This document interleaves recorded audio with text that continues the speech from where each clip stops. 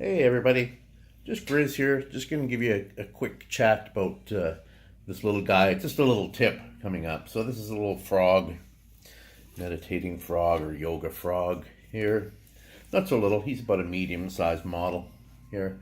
So I've set him up for a three-piece mold. So you might ask, why don't you do a two-piece? Because you've got your seam running here and run it right down the front.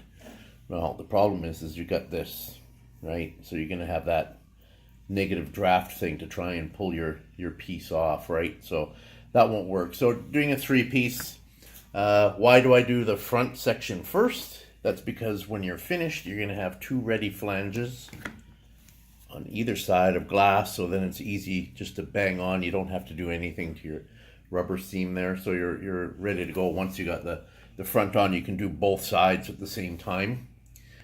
Which is nice. So I just want to talk to you about quick about the negative draft thing. Like if you remember the other little video I did with the Buddha with the crossed legs. So here's his eyes. Now it might be hard to see if I bring him up. Can you see? Can you see how my finger sort of disappears behind there? Same as here. Can you see that? So that's going to cause me a problem because my flange is here, right? And if I go to pull off, it's going to hit the back of those eyes. So what I do, instead of having to do a four-piece, which is a real bummer, I don't like to have to do that, since it's not that big of a draft to worry about, I've just taken a little ball of Chivant clay, sulfur-free clay.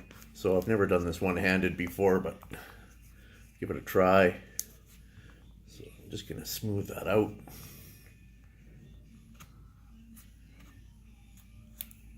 So there you go. So now you've taken care. It was only like about 1/8 of an inch, not even quite 1/4 of an inch drop there. So that's all you're doing. It's just throwing a little bit. I'll do it on the other side too. You're just going to throw a little bit of clay on top of there, so your glass isn't going to get in behind and lock on and going to create problems. Then you don't have to worry either. It's not, the eye isn't going to, it's a small enough model that the eye isn't going to bulge out. When you pour, there'll be enough glass there to protect it from bulging out and getting hung up. So anyway, just a quick tip. I thought I was in the middle of this and I just passed that on to you guys. Okie doke, gang. See you later.